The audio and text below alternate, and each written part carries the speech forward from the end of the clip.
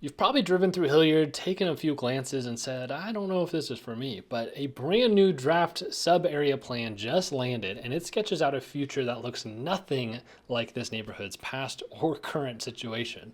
We're talking 1,000 new jobs, hundreds of fresh homes, festival streets, and safer bike routes, all tied to the North Spokane Corridor finally coming to life. If you're wondering whether this could be just hype or the next big opportunity, stick around. I'm Haydn, Halsted, your Spokane real estate resource. Subscribe, tap the like button, and let me walk you through what's really in the plan and how it might change your move, your listing, or your investment game. So here's the vision. City planners spent the last 2 years meeting with neighbors, business owners, and the Northeast Public Development Authority. The consensus was loud and clear. People want jobs close to home, housing that current residents can still afford, safer streets, and a way to stitch the East and West Hillyard back together after decades of being split by the track and now the highway trench. So the plan lays out a 10-year roadmap. Think of it like a recipe with 4 main ingredients. The first is the cleanup and reuse of old industrial land. Second is a modernized market street that can host farmers markets and food truck rallies. 3 is middle housing infill so families aren't outpriced. And 4 is new sidewalks, bike lanes, and a pedestrian bridge that hopscotches the freeway. So here's where shovels are going to hit the dirt first. If you flip to the catalyst map, you'll see yellow stars all over the neighborhood, but 3 jump out. The first is Market and Haven acting as a festival street. Picture angled parking, wider sidewalks, shade trees,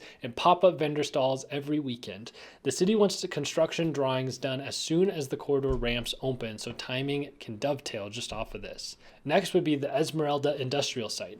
24 underused acres are slated for light manufacturing and flex office space. So the translation here is roughly 300 jobs in one shot and fresh demand for lunch spots and coffee shops within walking distance. And then the new trail connection. There's a plan to build a pedestrian and bike bridge that floats over the North Spokane Corridor, finally giving cyclists and kids on scooters a safe way to cross the neighborhood line that used to be train tracks and will soon be asphalt. Add those pieces up and you start to see trucks rolling into new warehouses on one block while families stroll a night market 2 blocks away. So let's talk about the housing plan because growth only matters if current residents aren't pushed out. The plan calls for 434 new units by 2033.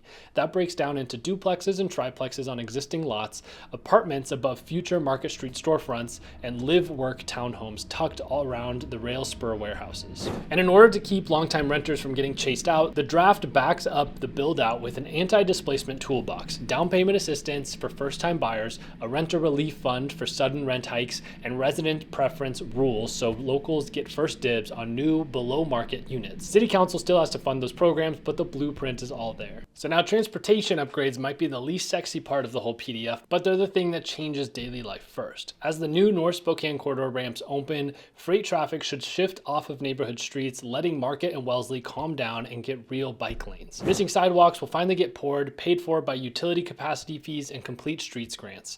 Haven Street will morph into a freight boulevard with smart traffic signals so semis aren't stalling rush hour school pickups. And planners want a Centennial Trail spur from Esmeralda Golf Course all the way north to Farwell so you could ride a bike from downtown into Mead without tangling with traffic. Quicker commutes and legit bike options tend to bump home values long before mixed-use buildings even break ground. So what this means for you. If you're buying, there are still some awesome older homes in the Hillyard neighborhood that are under $300,000. And history says once a neighborhood becomes awesome like Kendall Yards or the Perry District, those homes won't stay in the 3s for very long. If you like the idea of a brick storefront with an apartment upstairs, keep an eye on pre-sales along Market, and developers will use those commitments to unlock construction financing in the future. And if you're thinking about selling or you've got a large thing of land in that Hillyard neighborhood with this vision in mind and our different zoning laws in and around the city of Spokane, investors might be knocking on your door.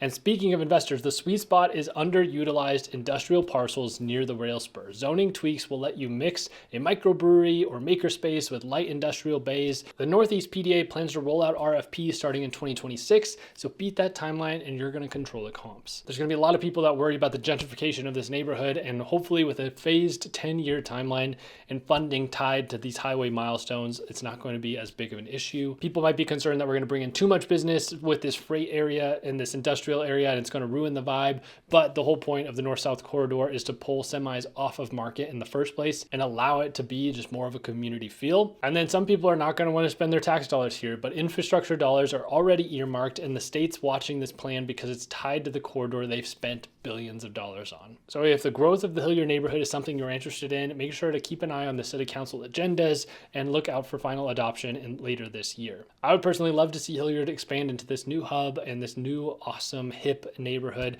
It's already kind of there. There's some of my favorite restaurants in Spokane are in the Hillyard neighborhood. We just want to make it feel more like a community space and place that people feel safe going to at the end of the day. So Hillyard may be shifting from an old rail town to a renter heavy area to maybe a mixed use community where people live, work, and play. If this smells like opportunity to you, reach out. We would love to help you and see how we can guide you through this process. And if you're looking to relocate into, out of, or just across Spokane, our team would love to help. You'll find our contact information right down below in the description. Reach out anytime. Thanks so much for watching, and we'll see you in the next video.